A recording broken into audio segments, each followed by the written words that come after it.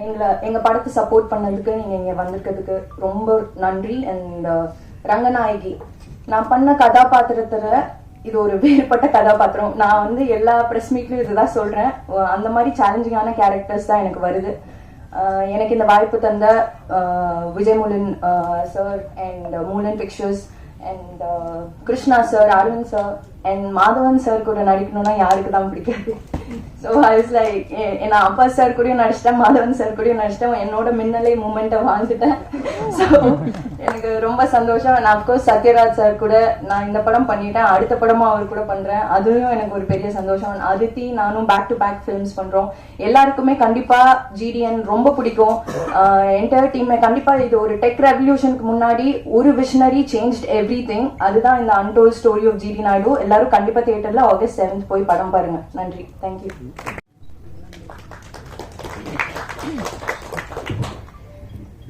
எல்லாருக்கும் வணக்கம். First of all first நன்றி சொல்ல வேண்டியது producers Mary sir, Krishna sir and Aravind sir and Murali. Because இவங்கனால தான் நான் இந்த ப்ராஜெக்ட்குள்ளே வந்திருக்கேன். என்னோட கதாபாத்திரத்தோட பேர் வந்து பத்மாவதி.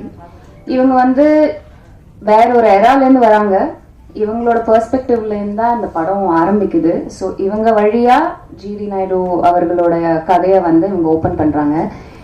எனக்கு வந்து இந்த படத்தில் எப்படியாவது ஒரு ரோல் பண்ணணும்னு ரொம்ப நாள் ஆசை. ஏன்னா எனக்கு நிறைய ஃப்ரெண்ட்ஸ் இருக்காங்க கோயம்புத்தூரில். எங்கள் அண்ணா கோயம்புத்தூரில் படித்தார். ஸோ ஜிடி நாயுடு மியூசியம் போயிருக்காங்க. இந்த மாதிரி நிறைய விஷயம் கேள்விப்பட்டிருக்கேன். பட் அதை தவிர்த்து எனக்கு டீட்டெயிலாக அவரை பற்றி எதுவும் தெரியாது. ஸோ இந்த படம் மூலமாக நான் நிறைய கற்றுக்கிட்டேன் அவரை பற்றி. எப்படிப்பட்ட ஒரு innovator அவர் என்ன. So it's been pleasure working in this project. And இன்னும் ஆக்சுவலி இந்த படத்தில் ஒரு சில விஷயங்கள் தெரியும், ஆனால் அதை தாண்டி இன்னும் தெரியணும்னு ஆசையாக இருக்கு அவரை பற்றி.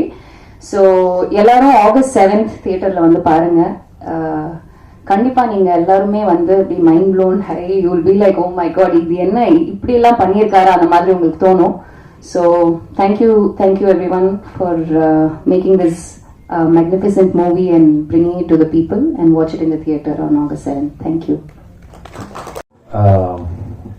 இவ்வளோ பெரிய ஆர்டிஸ்ட் இங்கே இருக்கும்போது ஆக்சுவலி இந்த படத்தில் ஒரு சின்ன ஒரு கேமியோ, எக்ஸ்டெண்டட் கேமியோன்னு சொல்லலாம், பட் வெரி இம்பார்ட்டன்ட் கேமியோ. அது Vijay Moolan, who is the producer, அவரோட அப்பாவும் கொஞ்ச நாளாகவே நாங்கள் ஃப்ரெண்ட்ஸாக இருக்கோம். பட் இந்த ஒரு இதில் வந்து இந்த மாதிரி ஒரு கேரக்டர் இருக்குது, அது நீங்கள் பண்ணாங்க நல்லா இருக்கும்னு கிருஷ்ணா அண்ட் அவங்க எல்லாம் பேசி டிசைட் பண்ணாங்க. நானும் கொஞ்ச நாள் யோசித்தேன். இந்த மாதிரி ஒரு கேரக்டர் ஆக்சுவலி அந்த கேரக்டரோட இம்பார்ட்டன்ஸ் அவ்வளோ பெருசு.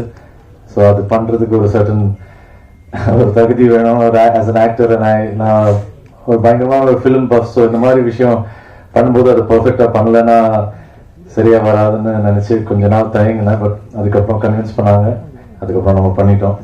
And I'm honoured. ஒரு சிங்கராக இல்லை, பட் ஒரு ஆக்டராக ஒரு நல்ல ஒரு இந்த மாதிரி ஒரு இம்பார்ட்டண்ட்டான ஒரு role with all these legends of cinema அவங்க கூட பண்ண முடிஞ்சதுன்னு ஒரு blessing. Thank you so much to Vijay and Mari sir and Sathyaraj sir. The few scenes that we have is very special. So just to be in front of the camera with all of them, அவங்க கூட நடிக்க முடிஞ்சதுன்னு ஒரு ரொம்ப பெருமைப்படுறேன், especially in a film like this. And Rajkumar சாரும் அந்த ஃபேமிலியும் அதை பற்றியெல்லாம் சொல்லணும்னா நிறைய நேரம் பேசலாம். But thank you so much for having us in Coimbatore and taking care of all of us so well. Thank you so much.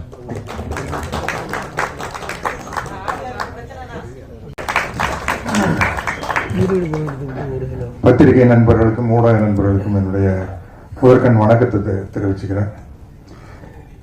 எனக்கு இந்த படத்தில் நடிக்க ஆரம்பிச்ச அப்போ ஃபர்ஸ்ட் ஏற்பட்டது ஒரு குற்ற உணர்வு தான். ஏண்டா கோயம்புத்தூர்லயே பிறந்து வளர்ந்துக்கிற இவ்வளவு நாள் போய் நீ ஜிடி நாயுடு மியூசியத்தை நீ பார்க்காம இருந்திருக்கிறியே அப்படின்னு ஒரு ஃபீலிங். எனக்கு ராஜ்குமார் சார் கூப்பிட்டு போய் காட்டினாரு, எப்படி இவ்வளவு நாள் நம்ம மிஸ் பண்ணோம். எங்களுக்கு ஸ்கூலுக்கு போறப்பங்க சைக்கிளில் போறப்ப நம்மளுக்கு ரெண்டு விஷயம் தான் தெரியும் தாத்தா பத்தி. ஏதோ ஜிடி நாயுடு ஒருத்தர் இன்ஜெக்ஷன் போட்டு இவ்வளவு பெரிய பப்பாளி பழம் பண்ணிருக்காரு அம்மா, அது ஒண்ணு. அப்புறம் வந்து ஒரு ரேசர் மோட்டர் ஏதோ ரேஸ் ஆகலாம், அதை வச்சு அதுவே சேவ் பண்ணி விட்டுருமாமா அப்படின்லாம் பேசிக்கோ. ஸ்கூல்ல போற வழியில நம்ம யூஎம்எஸ் பில்டிங் வழியா தான் போவோம், கன்ஸ்ட்ரக்ஷன் ஃபார் டிஸ்ட்ரக்ஷன். இவ்வளவு நெருக்கமான பழக்கம் எங்க எங்க குடும்பம் அவங்க குடும்பம் ஒரு 4 தலைமுறையா பழக்கம், அது வேற. ஜிடி நாயுடு சார் படமா பண்றாருன்னு நம்ம டைரக்டர் கிருஷ்ணா சார் வந்து சப்ஜெக்ட் சொன்னாரு, அரவிந்த் சார் வந்து சொன்னாரு. ஒவ்வொரு சீனும் நடிக்கும் போது ஏய் நிஜமாவே இப்படி நடந்திருக்குதா அப்படிங்கிற மாதிரி. ஏன் இந்த படம் கமர்ஷியலா பெரிய ஹிட்டானா, ஒரு சராசரி கமர்ஷியலான ஒரு சக்சஸ்ஃபுல் படத்துல என்னென்ன எலிமெண்ட் இருக்குமோ அந்த எலிமெண்ட்டை விட இது அதிகமா இருக்குது. ஒரு சேலஞ்ச் இருக்குதா, தொடர்தற்ற விஷயம், அண்ணாமலையில் ரஜினி சார் குறிச்சு வச்சுக்காங்கிற மேட்டர் இருக்கு இல்லையா, அதெல்லாம் ரியலாவே நடந்திருக்குது. அப்புறம் ஃபர்ஸ்ட் நான் வந்து ஸ்டண்ட் ஆன விஷயம் வந்து மாதவன் சார் வந்து மிக மிக மிக அழகான நடிகர்களில் உலகத்தில் அவர் ஒருவர்னு சொல்ல மிக முக்கியமானவர் சொல்லலாம். அவர் வந்து நாங்க 2 பேரும் ஒரு ஹோட்டல்ல ஸ்டே பண்ணியிருந்தோம். இவர் என்ன பண்ணாரு, கூட மேக்கப் மேன் மற்ற டிபார்ட்மெண்ட் யாரையும் கூப்பிட்டு வந்து இவர் மட்டும் பெல் அடிச்சு கதவை தட்டிக்கிறாரு. திறந்தா ஜிடி நாயுடு சாருடைய லாஸ்ட் கெட்டப் நிக்கிறாரு. என்ன இது அப்படிங்கிற மாதிரி அது நம்ம மேக்கப் டிபார்ட்மெண்ட்டுக்கும் அதனுடைய பாராட்டுகளை சொல்லணும். அவ்வளவு பெரிய சேஞ்ச், அவ்வளவு டெடிகேட்டடா. அப்புறம் அடுத்த நாள் ஷூட்டிங் போகையில நம்மளுக்கு வந்து உள்ளுக்குள்ள ஒரு சேலஞ்சு என்ன, நம்ம கோயம்புத்தூர்காரன், நம்ம கோயம்புத்தூர் ஸ்லாங் நம்மளால என்ன பண்றாருன்னு பாத்துடலாம், மேடம் எப்படி பேசுறாருன்னு பாத்துலாம்னா கரெக்டா ஏனுங்க நாங்க சொல்றவங்க அப்படி இதெல்லாம் நீ கேட்காம நின்றுட்டு, ஐயோ இது என்ன இந்த ஆள் விட்டா நம்மள கூட கோயம்புத்தூர் ஸ்லாங் நல்லா பேசிட்டு வர போறதுக்கு அப்படிங்கிற மாதிரி ஒரு எக்ஸ்பீரியன்ஸ். அப்புறம் லைனா சொல்லிட்டு போலாம், அரவிந்த் சார் வந்து இதுக்காக எடுத்துக்கிட்ட மெனக்கெட்ட விஷயம் வந்து பெரிய விஷயம். அரவிந்த் சாருடைய ஒர்க்கு, ஜிடி நாயுடு சாருடைய பெருமையை சொல்லணும்னா தமிழ்நாட்டிலேயே பெரிய பாலத்துக்கு வந்து ஜிடி நாயுடு சார் பெருதை வச்சுக்கிறாங்க கோயம்புத்தூர்ல. தமிழ்நாட்டிலேயே இல்ல சவுத் இந்தியாலயா? தமிழ்நாட்டுல உறுதி. அது நாங்க ஷூட்டிங் எடுத்துருக்கீங்கள, அன்றைய முதல்வர் திரு ஸ்டாலின் சார் அவர்கள் வந்து அந்த பாலத்தை திறந்து வச்சாரு. எல்லாம் அவங்க ஃபேமிலி எல்லாம் கூப்பிட்டு போய் பெரிய அளவுல மரியாதை பண்ணாங்க. நீங்க யாரு எப்ப கோயம்புத்தூர் போனாலும் அந்த மியூசியத்தை போய் பார்த்துருங்க. அப்புறம் ஒவ்வொரு படத்துலையும் வந்து அதாவது ஒரு மேல் ஆக்டருக்கு வந்து கெட்டப் போடுறது ஈஸி இல்லையாங்க மேடம், நம்ம தாடி வைக்கலாம், தாடி எடுக்கலாம், விக் அப்படி. பட் ஒரு லேடி ஆர்டிஸ்ட், அது எஸ்பெஷலி ஹீரோயினா இருந்துட்டு படத்துக்கு படம் ஒரு வேற மாதிரி கேரக்டர் பண்றது ரொம்ப கஷ்டம். அது துஷாரா விஜயன் சூப்பரா பண்ணிட்டு இருக்காங்க. நான் முதல்ல இருந்து பாக்குறேன். இப்ப அவங்களோட இன்னொரு படம் நடிக்கிறேன். அந்த படத்துக்கு இந்த படத்துக்கு கேரக்டருக்கு சம்பந்தமே இல்லை. நீங்க மேடம் நீங்க பாருங்க, ரங்கநாயகி வேற, அது வேற. ஆமா ஆமா. அப்புறம் இந்த படத்தினுடைய தயாரிப்பாளர்கள் விஜய் முருகன் அவங்க எல்லாம் நம்ம அதாவது பாகுபலி அடிக்கல பிரபாஸ் சொல்லுவாரு, அந்த ப்ரொடியூசருக்கு வந்து வேடிக்கைப்பட்டிருப்பாங்க, பாருங்க சார் வேற யாரோ படம் எடுக்கிற மாதிரி ஜாலியா வந்து நிக்கிறாங்க சார், எல்லா செலவு அவ்வளவு செலவாயிட்டு இருக்குது. அவர் வந்து அந்த ப்ரொடியூசர் வந்து யாரோ படம் எடுக்கிறாங்க பாவம் ரொம்ப செலவு பண்ணிடல அப்படிங்கிற மாதிரி. அதே மாதிரிதான் இவங்க ரெண்டு பேரும் இருக்கிற சந்தோஷத்தை பார்த்தா வேற யாரோ எக்கச்சக்கமா செலவு பண்ணி எடுத்து இவங்க வந்து ஜாலியா வேடிக்கைப்பட்டு நல்லா மாட்டினாயா அப்படிங்கிற மாதிரி ஒரு. ஆனா இந்த படம் வந்து உலகம் பூரா பெரிய அளவில் ஒரு சாதனை பண்ணுங்க. ஏன்னா வந்து அவருக்கு ஜிடி நாயுடு சார் வந்து நம்ம சும்மா கோயம்புத்தூர்காரங்க, தமிழ்நாட்டுக்காரங்க, இந்தியாக்காரங்க சுருக்கவே முடியாது. அவர் வந்து எடிஷன் ஆஃப் இந்தியான்னு போட்டிருக்காங்க. நம்ம எப்பவுமே வெளிநாட்டுக்காரங்களை அதிகமா புகழ்வோம். அப்கோர்ஸ் சினிமாங்கிறது எடிஷன் கண்டுபிடிச்சதுதான். நான் வந்து சிகாகோல இருந்து நயாகரா ஃபால்ஸுக்கு போற வழியில ஒரு லெஃப்ட் சைட்ல ஒரு சின்ன கிராமம், அதுதான் வந்து எடிசன் பிறந்த கிராமம். போர்டு வச்சிருந்தது.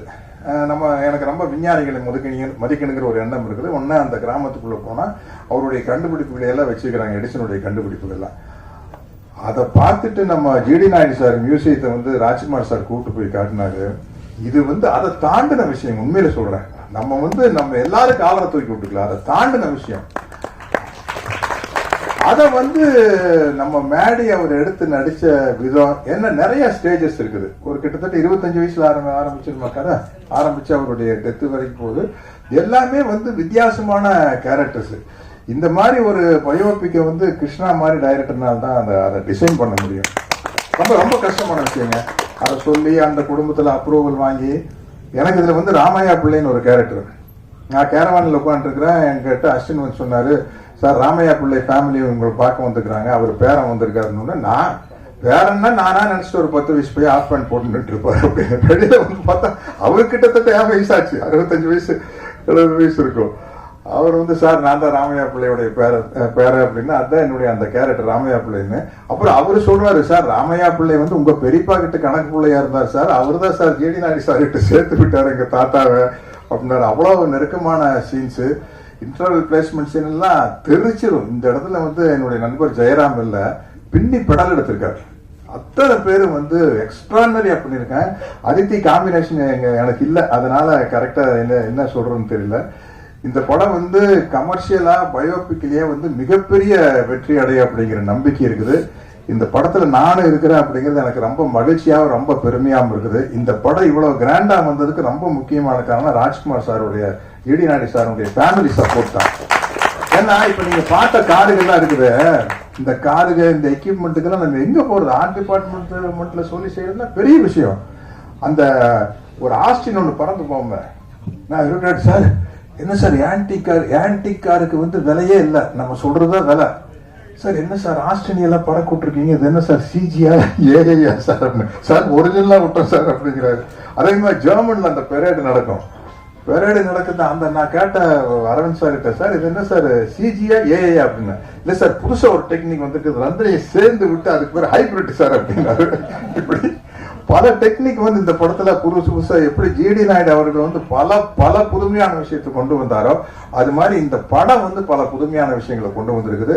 இந்த படத்தை வந்து உலகமே பார்த்து வியக்க போகுது. அது காரணம் ஜிடி நாயுடு அப்படிங்கிற அவருடைய கேரக்டரும் மேடையினுடைய எக்ஸலன்ட் பெர்ஃபார்மன்ஸ் தான். அவர் லைஃப்ல வந்து இது ஒரு மைல் ஸ்டோன் சொல்லலாம். ராக்கெட்டரி படம் பார்த்தேன், கொஞ்சம் சுயநலமா நம்ம ஊருக்காரர் இல்ல ஜிடி நாயுடு, கோயம்புத்தூர்காரர் போது கொஞ்சம் எக்ஸ்ட்ராவா 2 புட்டு போடுறதா. அதனால வந்து இல்ல அவ்வளவு வெரைட்டியான சீன்ஸ் கிடைச்சு. நீங்க பாருங்க, ஒரு சினிமா கதை எழுதினா கூட என்ன எழுதுவீங்க இல்லையா? அங்க வரலையா? என்னது ஆடியோ வருதா?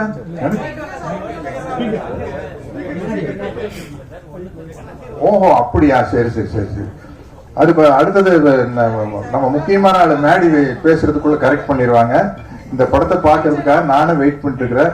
மிகப்பெரிய வெற்றி அடையும். அனைவருக்கும் என்னுடைய வாழ்த்துக்களையும் நன்றிகளையும் கூறிக்கொண்டு விடைபெறுகிறேன். வணக்கம். டைரக்டர் வந்து இன்னைக்கு ஏற்கனவே அவர் பேசுறது கேட்டிருக்கீங்க, எவ்வளவு ஆர்வத்தோட பேசுறாரு, எவ்வளவு இன்ஃபர்மேஷனோட பேசுறாரு அப்படின்ட்டு. ஆனா வெற்றி வேலையில பேசுற பேச்சு இன்னைக்கே பேசிட்டாரு அவரு. சோ அதனால நான் அந்த நன்றிங்கிறது தான் அந்த அப்புறம் தான் சொல்ல போறேன். ஏன்னா எனக்கு நல்ல ஞாபகம் இருக்கு, என் முதல் படம் முடிச்ச அப்புறம் மணி சார் கிட்ட போய் நான் ஒரு நல்ல இமெயில், அப்பதான் இமெயில் புதுசா வந்துருச்சு, அவருக்கு நான் இமெயில் எழுதினேன். இந்த படம் பெரிய ஹிட் ஆயிடுச்சு, எல்லாரும் நல்ல பேர் புகழ்லாம் கிடைச்சிருச்சு. ஸோ மனசுல இருக்கிறதெல்லாம் அப்படியே ஒப்பி எழுதி 2-3 பேஜுக்கு 2-3 சைடுக்கெல்லாம் அந்த இமெயில் அனுப்பிச்சு ரொம்ப நன்றிங்க.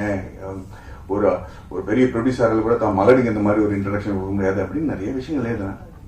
மணி சார் வந்து தான் படத்தில் வர வசனங்கள் மாதிரி 2 லைன்ல பதில் சொன்னார். அவரு ஒன்றுனா தேவையில்லாத உன்னோட கிராட்டிடியூட் எல்லாருக்கும் சொல்லிட்டு தெரியாத, நான் உனக்காக எந்த உபாகமும் பண்ணல, என் படத்துக்கு என்ன நல்லதோ அதான் நான் செஞ்சேன், அதே மாதிரி நீ படம் பண்ணும்போது அப்படிதான் செய்வேன் அப்படின்னு நம்ம 2 இமெயில் நிறுத்திட்டாரு. ஸோ நானும் அதே மாதிரி இப்போ என்னோட நண்பர்களுக்கு இந்த டீம்ல இருக்கிற யாருக்குமே நன்றி சொல்ல போகுது இல்லைங்க. அது நான் வெற்றி விழாக்காக நான் வெயிட் பண்ணிட்டு இருக்கேன்னு நான் விக்ரம் வேதா டயத்தை கூட சொல்லியிருக்கேன். அதை நான் இப்போ அந்த மாதிரி ஒரு வாய்ப்பு கிடைக்குங்கிற நம்பிக்கையில எல்லாருக்கும் தைரியமா நான் நன்றி சொல்ல போவதில்லை. ஆனா சில பேருக்கு நன்றி சொல்லி ஆகணும். ஜிடி நாயுடுங்கிற ஒரு படம் பண்றதுக்கு முன்னாடி நம்ம என் வாழ்க்கையில சில ரியல் லைஃப் கேரக்டர்ஸ் அமைஞ்சிருக்காங்க. எனக்கே தெரியாம தெரிஞ்சோ தெரியாம நிறைய பேர். ரங்தே பசந்தி பண்ணும்போது ஸ்குவாட்ரன்ல அஜய் ராத்தோட, அதுவும் ஒரு ரியல் கேரக்டர் பேஸ் பண்ணி தான் இருந்துச்சு. குருங்கிற படம் பண்ணும்போது என்னோட கதாபாத்திரம் அது ஒரு ரியல் லைஃப் கேரக்டர் பேஸ் பண்ணி இருந்துச்சு. அண்ட் ராக்கெட்ரி கோர்ஸ் துரேந்தர் அண்ட் இப்போ ஜிடி நாயுடு. சில கேரக்டர்ஸ் பண்ணும்போது நமக்கு பயம் இருக்காது, ஏன்னா அவங்களாம் பேஸ்ட் ஆன் ட்ரூ கேரக்டர் தான் இருக்கும். ஸோ அதோட படம் ஜெயிச்சுட்டு நான் நல்லது ஜெயிச்சுனா படத்தை பற்றி தான் எல்லாரும் பேசுவாங்க. ஆனால் ராக்கெட்ரிங்கிற ஒரு படம் பண்ணும்போது ஒரு உண்மையான உயிரோடு இருக்கிற ஒரு மனுஷனோட வாழ்க்கையை பற்றி நம்ம பேசிட்டு இருக்கோம்.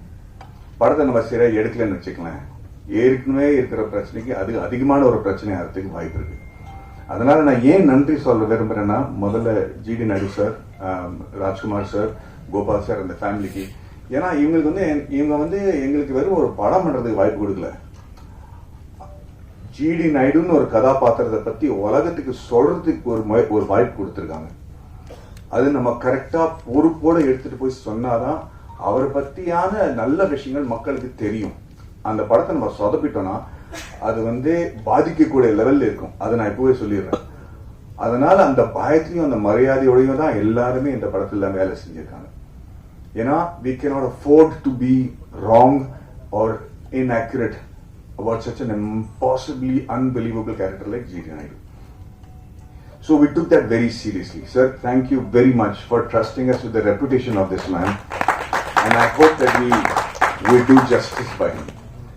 இரண்டாவது வந்து நான் ஏன் நன்றி இதுல சொல்றேன்னா, இந்த விழால மக்கள் வந்து இந்த படத்தை ஏன் பார்க்கணும் அதை பத்தி தான் நான் இப்ப பேச விரும்புறேன்னு தவிர நன்றி அப்புறம் நான் சொல்லிக்கிறேன். பட் ஏன் இப்போ இந்த நன்றி சொல்லணும், இதுலயும் ஏன் மக்கள் வந்து படத்தை பார்க்கணுங்கிறது இருக்கு. அது அடுத்தது வந்து அரவிந்த் சார். அரவிந்த் சார் நானும் எப்ப பார்த்தாலும் அப்படியே உட்காந்துருப்பாரு, தூங்கிட்டு இருக்கிற மாதிரி இருப்பாரு, அண்ணா எல்லாத்தையும் கேட்டு இருப்பாரு. அவரு நானும் அவரும் கிட்டத்தட்ட 23 வருஷமா ஒரு ஃப்ரெண்ட்ஸா நான் இருந்திருக்கோம். என்ஜினியரிங் மேல எனக்கு எவ்வளவு ஆர்வம் இருக்கோ அதுக்கு 10 மடங்கு மேல அவருக்கு நாலேஜும் இருக்கு, ஆர்வமும் இருக்கு. நான் இன்ஜினியர் கிடையாது, நான் படிக்கல, இன்ஜினியரிங் படிக்கல, ஆனா இன்ஜினியரிங்கோட மிகப்பெரிய ஃபேன். அதனால எனக்கு என்னோட எக்ஸைட்மெண்ட்டுக்கு வந்து ஒரு துணையா இருந்தது வந்து அரவிந்த் சார் தான். பிகினிங்லயே வந்து ஹெலிகாப்டர் எப்படி பண்ணணும், அது எப்படி பறக்க வைக்கணும், ஆர்சி ஹெலிகாப்டர், உண்மையான ஹெலிகாப்டர்ல ஆர்சி ஹெலிகாப்டர் பிளேன்ஸ் தான் பறக்க வைப்போம். அதுலயே வந்து என்னோட போனை ஒட்டி அதை எப்படி ட்ரோன் ஆக்குவோம், மேலேருந்து எப்படி போட்டோ எடுக்க முடியும் அப்படின்னு நிறைய எக்ஸ்பெரிமெண்ட்ஸ் நம்ம பண்ணிருக்கோம். ஆனா அவர் ஒரு சினிமாட்டோகிராஃபர், ஒரு டிஓபி, நிறைய படங்கள் பண்ணிருக்காரு. இவ்வளவு நல்ல ஃப்ரெண்டா இருந்த கூட நானும் அவரும் சேர்ந்து வேலை செய்யறதுக்கு வாய்ப்பு கிடைக்கல. அவரு என்கிட்ட சைடா சொல்லுவாரு, நம்ம 2 பேரும் எனக்கு ஒரு படமும் கிடைக்கல உங்க கூட மேடி அப்படின்னு அவரு. எனக்கும் அது புரியல, ஏதோ ஒரு காரணத்துக்கு அது அமையாமே இருக்கும். ராக்கெட்ரிங்கிற படத்துல கூட அப்போ அங்க நான் பாம்பே போய் செட்டில் ஆயிட்டேன். ரொம்ப நாளுக்கு அப்புறம் தான் தொடர்பே நமக்கு ஸ்டார்ட் ஆகுது. ஆனா அப்ப கூட நம்ம நடுநூல பேசுவோம், தவிர நிறைய நாள் ஒரு கிட்டத்தட்ட 6-8 மாசமா பேசல. நம்ம என்னன்னா பிஸியா இருந்துட்டேன். திடீர்னு போன் பண்ணி அவருக்கு நான் போன் பண்றேன், அரவிந்த் சார் எனக்கு ப்ராஜெக்ட் கிடைச்சிருச்சு, நீங்க வரீங்களா அப்படின்னு கேட்டிருக்கேன். என்ன ப்ராஜெக்ட் மாதிரி? ராக்கெட்னு ஒரு ப்ராஜெக்ட். ஓ வெரி குட். நான் என்ன பண்ணுவேன், நீங்க வாங்க என் கூட துணையா இருங்க, இந்த படத்தை நம்ம பண்ணுவோம், உங்களுக்கு இன்ஜினியரிங் பத்தி நிறைய தெரியும், வரீங்களா அப்படின்னு கேட்டேன். வரேனே அப்படின்னு. எப்போ வரணும் அப்படின்னு கேட்டாரு. ஒரு 3 மணி நேரத்துல ஃபிளைட் இருக்கு, பாம்பேக்கு வந்துடுறீங்களான்னு கேட்டேன். நம்ப மாட்டீங்க, குடும்பத்தோட வந்துட்டாங்க சார். அவங்களும் அவங்க ஒய்ஃப், எனக்கு ரொம்ப பிடிச்ச ஒரு லேடி வைஷ்ணவி மேம், 2 பேரும் சேர்ந்து அன்னைக்கு வந்தவங்க ராக்கெட்டரி முடிஞ்சு ரிலீஸ் வரைக்கும் என் கூடயே இருந்திருக்காங்க. ஏன் சொல்ல வரேன்னா, இவர் வந்து இந்த சப்ஜெக்ட் கிட்ட கொண்டு வரும்போது எனக்கு வந்து இதுல ஒரு பயங்கரமான தத்துவம் இருக்கும் அப்படின்னு புரிஞ்சிருச்சு. ஏன்னா லேஸ்ல கொண்டு வர மாட்டாரு. அப்படி கொண்டு வந்து இந்த இன்ஜினியரிங்கோட எனக்கு ஜிடி நாயுடு பத்தி தெரியாதுங்க. எனக்கு தெரிஞ்சதெல்லாம் கவுண்டமணி சார் வந்து ஒருத்தர பெரிய ஜிடி நாயுடு திட்டுறதுதான் தெரியுமே தவிர அவர் என்ன பெரிய சயின்டிஸ்டா அப்படின்னு கேள்விப்பட்டிருக்கேன். அதுக்கு மேல எனக்கு அவரை பத்தி தெரியாது.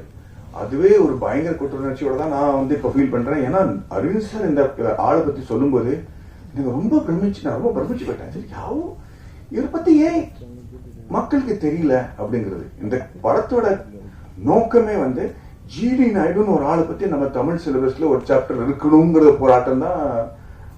நம்ம அதித்தி பாலனோட போராட்டம் இந்த படத்துல சாப்டர் இல்லைன்னு நான் கேள்விப்பட்டேன். அது எனக்கு ரொம்ப தப்பா தோணுச்சுங்க.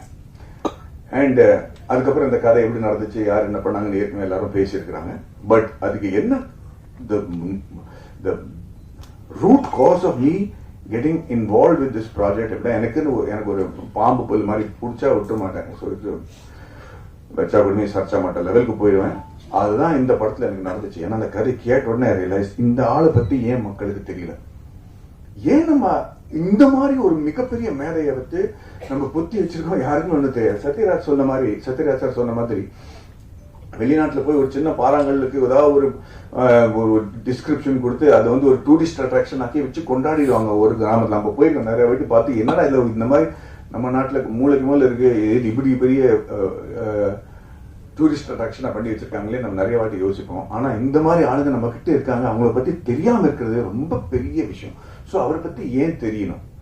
ஏன்னா இன்னைக்கு நடக்கிற பல விஷயங்கள் அவர் அன்னைக்கே பண்ணிட்டாரு. ஊபருங்கிற விஷயம் இப்பதான் நமக்கு தெரியும், அது அவரு அன்னைக்கு கிட்டத்தட்ட 80 வருஷம் முன்னாடியே பண்ணிட்டாரு. அந்த மாதிரி பல விஷயங்கள் இந்த படத்துல நீங்க பார்க்க போறீங்க.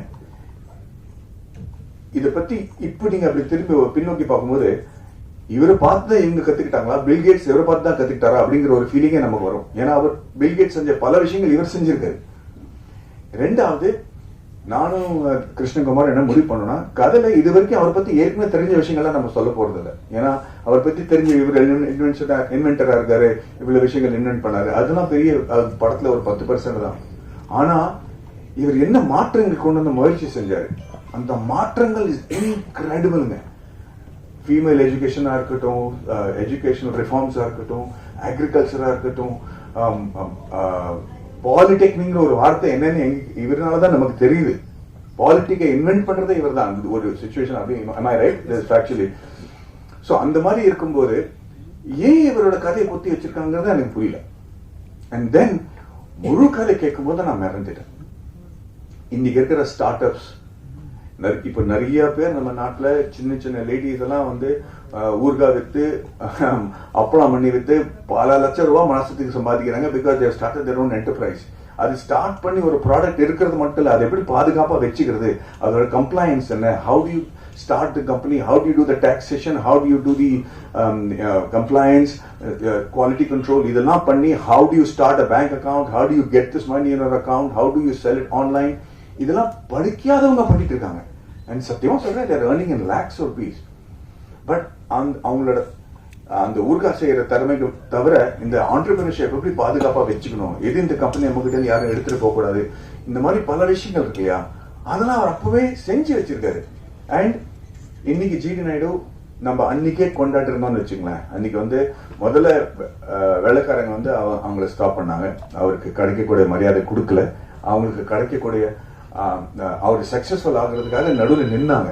ஆனா இந்த படத்தோட டேக்லைனே வந்து feared by the British and forgotten by his countrymen. ஏன் ஃபியர் பண்ணாங்கிறது கூட நீங்க பார்க்கணும். ஏன்னா என்னைக்கும் அவரு பிரிட்டிஷ்கார முன்னாடி தலை குனியவே இல்லை. பிரிட்டிஷ்காரங்க ஜிடி நாயுடு பொறுத்த வரைக்கும் ஜெயிக்கவே முடியலைங்க. கடைசி வரைக்கும் அவங்க ஒரு நாட்டை விட்டு ஓட்டுற வரைக்கும் அவர் அவங்களால ஜிடி நாயுடுக்கு ஒண்ணுமே செய்ய முடியல. ஆனா அதுக்கப்புறம் வந்த பிரச்சனை தான் இன்னும் வருத்தமா இருந்துச்சு. நம்ம ஆளுங்களே போட்டு அவரை ஸ்டாப் பண்ணிட்டாங்க. ஏன்னா அவர் இன்னைக்கு நம்ம ஸ்டாப் பண்ணலன்னு வச்சுக்கலாம், Coimbatore would be one of the biggest industrial hubs in the world.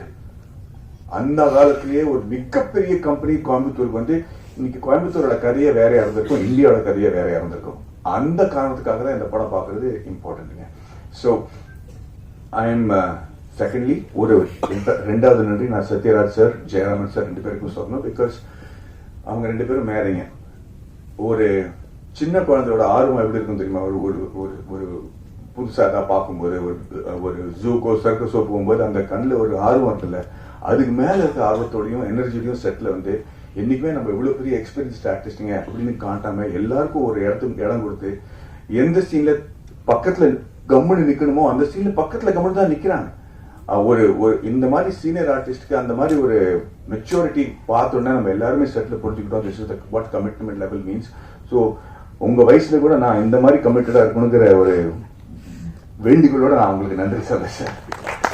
Yes, look at how young he is looking. He's giving a run for the money to all young actors. And Varghese மூலம் ரெண்டு பேரும் என்னோட ராக்கெட்டில் ப்ரொடியூசராக இருந்தாங்க.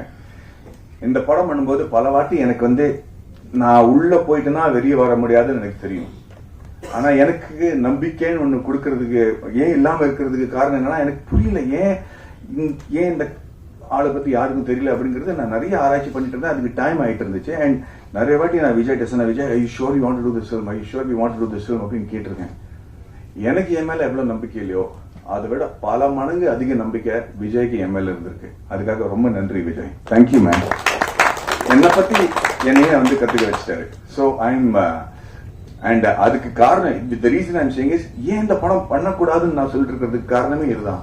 ஏன்னா ஏதோ ஒரு மனசுல நெடுக்கலா இருந்துச்சு, ஏன் why is people not talking about him, and I just couldn't find the reason. I just do not know why we didn't celebrate him, and that was making me very insecure. And finally பாட்காஸ்ட்னு சொல்லிட்டு இருப்பார்ல நம்ம இயக்குனர், ஒரு he's become not just my director but a very close family மாதிரி. But படம் ஒத்துக்கிறதுக்கு காரணமே இந்த மாதிரி ஒரு பாட்காஸ்ட் தான். இந்த படத்தோட ஒரு சீனோட பாட்காஸ்ட் நான் ப்ளே பண்ணி காட்டணும்னு ஆசைப்படுறேன். இவரோட குரல், இவர் பண்ண சவுண்ட் எஃபெக்ட்ஸ் எல்லாரும் கேட்டுங்க. உதவியாளரும் இன்னொரு குமாஸ்தாவும் பேசிக் கொண்டிருக்கிறார்கள். சாரங்கபாணி வந்ததும் எழுந்து நிற்கிறார்கள். சாரங்கபாணி டென்ஷனாக, வெளில போறது ஜிடி நாயுடு ஆபீஸ்ல வேலை பார்க்கிற கிளர்க் தானே, எதுக்கு வந்துட்டு போறார்? வருமான வரி உதவியாளர். ஐயா, இவர் வேற ஜோலியா வந்திருக்கிறாரு. மிஸ்டர் போஸ்னு ஒருத்தரோட கடந்த 3 ஆண்டுகளா வருமான வரி கட்டின விவரங்களை கேட்டு வாங்கிட்டு போறார் சார். சாரங்கபாணி டென்ஷன் ஆக, யோ யார் வந்து என்ன கேட்டாலும் கொடுத்துருவியா வருமான வரி உதவியாளர்? இல்லைங்க சார், அவர் போஸோட சரியான ஆவணங்களை எல்லாம் காமிச்சுட்டு தான் வாங்கிட்டு போறார் என்று அந்த ஆவணங்களை காண்பிக்கிறார். சாரங்கபாணியும் அவற்றை பார்க்கிறார். சாரங்கபாணி குழப்பத்துடன், அது சரி, ஆனா நாயுடு ஆபீஸ்ல இருந்து எதுக்கு போஸோட ஆவணங்களை வாங்கிட்டு போறா என்று அவர் கேட்க, மற்றவர்கள் புரியாமல் விழிக்க, வெளியே ஏதோ சலசலப்பு கேட்டு இவர்கள் வெளியே வராண்டாவுக்கு வருகிறார்கள். பியூன் ஓடி வருகிறார். பியூன் சாரங்கபாணியிடம், சார் ஒரு ஆள் நாயோட வந்து கலாட்டா பண்றாரு சார், நாயை உள்ள விட முடியாதுன்னா கேட்க மாட்டேங்கிறாங்க, எகத்தாளமா பேசுறார் சார் என்று சொல்ல சாரங்கபாணி வெளியே பார்க்கிறார். அங்கே ராஜபாளையம் நாட்டு நாய் ஒன்றுடன் ராமையா பிள்ளை. நாய் மற்றவர்களை பார்த்து குறைத்தபடி இருக்க அதன் பிடியை விடாமல் இருக்கிறார் ராமையா பிள்ளை. சாரங்கபாணி வாசலை நோக்கி நடந்து வருகிறார். ராமையா பிள்ளை உறக்க சாரங்கபாணிக்கு கேட்கும்படி, வணக்கம் சார், வாழ், இப்பதான் அடிக்கடி சந்திக்கிறோம். சாரங்கபாணி கடுப்புடன் நடந்தபடி, மீதி போய் படத்தை பாருங்க. இப்படி ஒருத்தர் கதை சொன்னாங்கன்னு வச்சுங்களேன், எப்படிங்க நம்ம பண்ணாம இருக்க முடியும்? இதை பத்தி கவலைப்படாத, இன்னும் 4 மணி நேரத்துல படம் பார்க்க போறாங்க. இதுல நிறைய மாற்றங்கள் இருக்கு, பேரெல்லாம் மாத்திருக்கோம் நம்ம, அதனால ஏன்னா அந்த சென்சரோட மேட்டர்லாம் இருக்கு. பட் இரியா இரியா இரியா உன் குரல்லாம் எனக்கு ராத்திரி கூட கேக்குது. சோ அந்த மாதிரி ப்ரெப் இருக்கும்போது எந்த நடிகனாலையும் இல்லைன்னு சொல்ல முடியாது. சோ இந்த வாய்ப்பு எனக்கு கிடைச்சதுக்கு நான் வந்து ரொம்ப ரொம்ப பெருமைப்படுறேன். காந்தின்னு ஒரு படம் சொன்னா நீங்க வந்து பென் கிங்ஸ்லி பத்தி தான் யோசிச்சிட்டீங்க. பிகாஸ் இல்ல நம்ம வந்து அன்னைக்கு நம்ம பேசிட்டு இருக்கோமோ வீரபாண்டிய கட்டபொம்மன்னா நமக்கு வந்து சிவாஜி கணேசன் சார் தான் ஞாபகம் வருவாரு. அது ஒரு பெருமையோட ஒரு பொறுப்பு கூட தான். So I hope that with GD Naidu I have done justice to one great legendary man. Thank you very much. எனக்கு நன்றி. 3 மணி நேரத்துல படம் ஸ்டார்ட் ஆகும் போது நீங்க சீக்கிரம் கிளம்பி போய் ஃபேமிலியோட திரும்பி வந்துருங்க, படம் பாருங்க ப்ளீஸ். தேங்க்யூ.